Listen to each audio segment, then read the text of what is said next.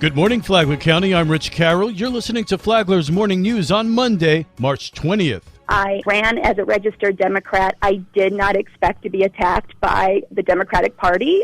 So that was really probably the biggest shock for me. Is she staying or going? Flagler County School Board member Sally Hunt clears the air. I have not resigned. There was a day where I was heavily contemplating a resignation. I, at that point, had received a threat. I was being harassed. I'm very much still a school board member. I have every intention of continuing. Hunt tells WNZF great residents need to run for office, and given her experience, they're going to be hard to recruit. We've got someone like me who ran to, do right by students and parents and staff and community and trying really hard. If we've got someone like me getting harassed, we need really great people to run for office. These are the people who make decisions for our communities. Hunt ran on the platform that she's not a politician, and she's since learned a lesson. I'm Ansley's mom. I'm Tim's wife. I'm a business owner. I'm a person just like anybody else. The difference is I rose to the occasion and run. And so the big lesson here is now I'm mindful that every single action, even if I considered a private message to a friend, apparently I'm in the spotlight, I'm under a microscope, and that was not something I was anticipating to this level. This local news is a service of Flagler County's Toyota dealer, Beaver Toyota, US 1 St. Augustine, here to wow you.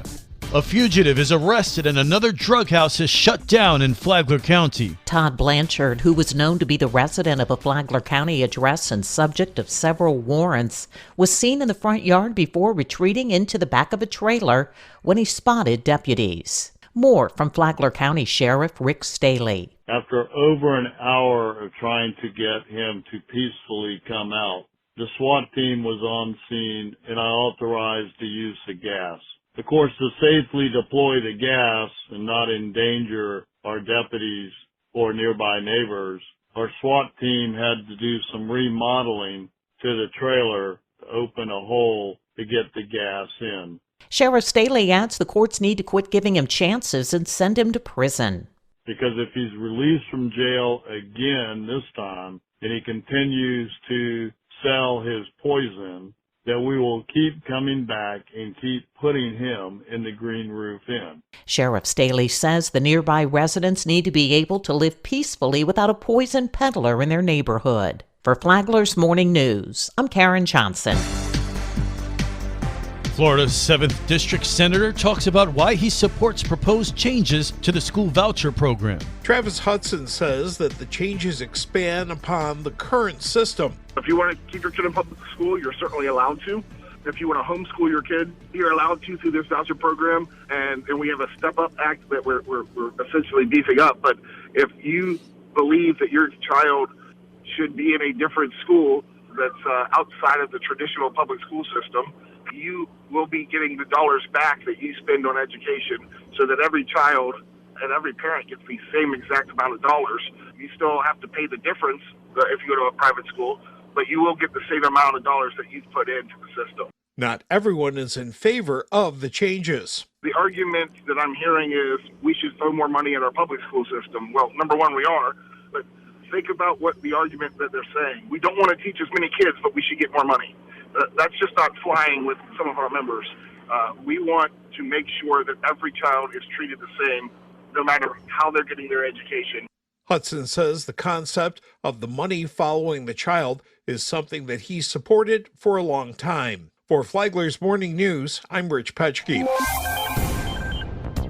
Why would somebody get involved with the Elks Lodge? Bob Williams, who is the exalted ruler of the Palm Coast Elks Lodge, said he and his wife did it to meet people. Well, we get involved because of the social aspect of it. We've made a lot of friends there. We enjoy going there. It's a great opportunity for us to go in a private club setting. Williams said that there is also the matter of giving to others. He said that he and his wife have a very philanthropic attitude. Autism was something that was near and dear to us. And later on, we found out that the Elks in Florida is very into children's therapy services. The lodge, number 2709, is on Old Kings Highway in Palm Coast. Lifeline is on WNZF Saturday mornings at 9 and on the Flagler radio app. Tomorrow, Bob Williams talks about the charities on which his Elks Lodge focuses. From the WNZF Newsroom, I'm Deb Albertson. Palm Coast is hiring first responders. This is Multimedia Associate Patrick Apollonia. The Palm Coast Fire Department is now hiring certified firefighter, EMT, and paramedic service personnel to join their growing department who strive to deliver the best service to their community every time. Whether you're a recent graduate or currently in a fire service career, we encourage you to take advantage of this unique opportunity to join our team today. Visit palmcoast.gov/fire to apply now.